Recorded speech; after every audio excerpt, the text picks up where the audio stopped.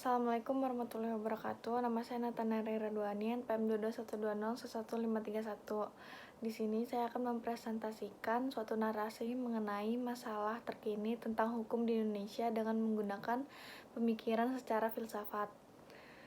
Konteks dan isu-isu hukum di Indonesia saat ini yaitu Indonesia sebuah demokrasi multiparti terus mengalami kekurangan dalam melindungi dan mempromosikan hak-hak sipil dan politik dasar. Presiden Joko Widodo memulai tahun terakhirnya dalam jabatan, tetapi tidak melakukan banyak upaya untuk meningkatkan perlindungan hak-hak manusia di negara ini. Pemerintah Indonesia telah melakukan atau membiarkan berbagai pelanggaran hak asasi manusia, termasuk diskriminasi berdasarkan agama, etnis, sosial, gender, dan orientasi seksual.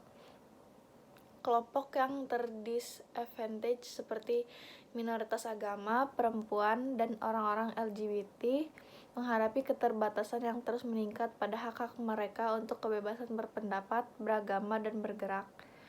Pemikiran filsafat tentang hukumnya, yaitu filsafat hukum berfokus pada analisis filosofis yang luas tentang hukum dan institusi hukum. Topik dalam bidang ini mencakup pertanyaan konsep abstrak tentang sifat hukum dan sistem hukum, serta pertanyaan normatif tentang hubungan antara hukum dan moralitas dan justifikasi berbagai institusi hukum. Analisis filsafat tentang hukum di Indonesia.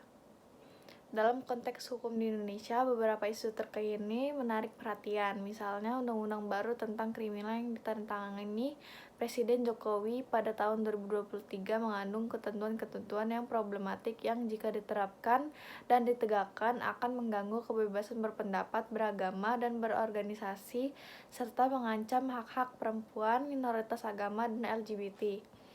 Undang-undang ini juga mengakui hukum hidup di negara ini yang terus menempatkan minoritas agama dalam risiko.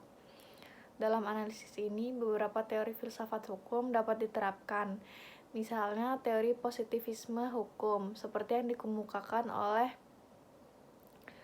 H.L.A. Hart menekankan pentingnya membedakan antara objektivitas proses identifikasi norma hukum dan objektivitas aplikasi norma hukum terhadap fakta-fakta spesifik.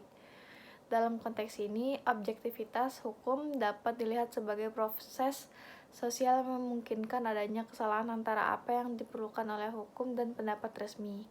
Sebaliknya, teori hukum sebagai integritas seperti yang dikemukakan oleh Ronald Dworkin menekankan pentingnya nilai-nilai objektif dalam identifikasi dan aplikasi norma hukum.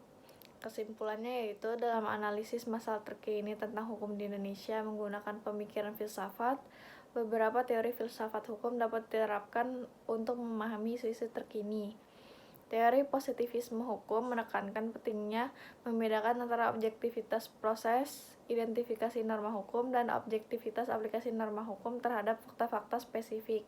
Sedangkan teori hukum sebagai integritas menekankan pentingnya nilai-nilai objektif dalam identifikasi dan aplikasi norma hukum.